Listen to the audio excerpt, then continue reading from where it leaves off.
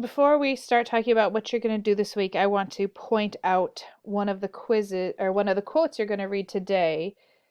One of the people in Wes's story says, "When it is time for you to leave this school, leave your job, or even leave this earth, you make sure you have worked hard to make sure it mattered, that you were ever here."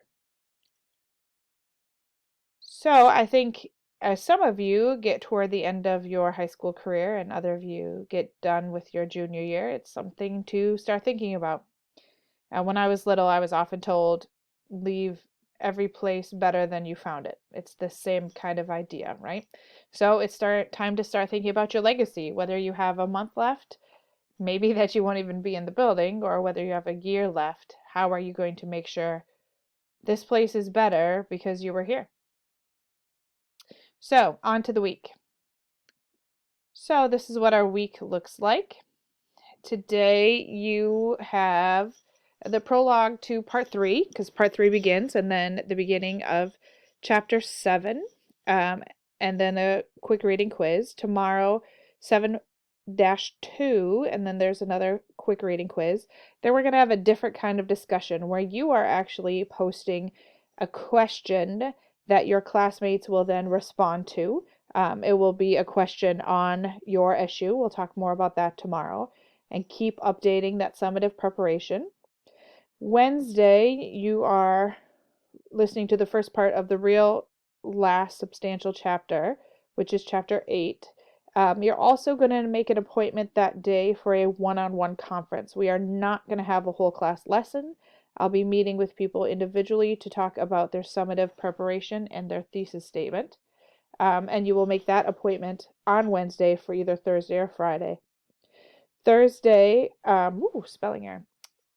You're going to read chapter 8-2, and I will have one-on-one conferences with some of you. On Friday, you're going to listen to the epilogue, and then you're going to turn in your summative preparation with your thesis on it after you and I have spoken. So that is our week. I will fix those typos. Let's talk about today.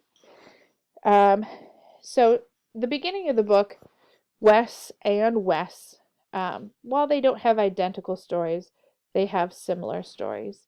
And as the book has gone on, their stories have become less and less similar, and that will really be highlighted in this chapter.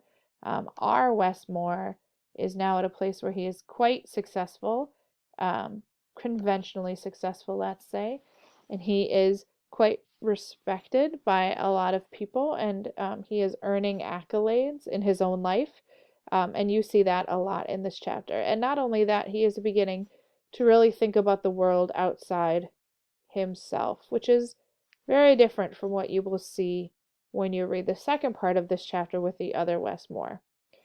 Now, partially, obviously, the author reflects on his story in a way that he can't reflect on the other Wes's story because, he is not him, but it's just something to think about. Who is the author thinking about versus who is the other thinking about? Okay, so think about those today. The quiz I don't think is particularly hard, but please message me if you are struggling to keep up, okay?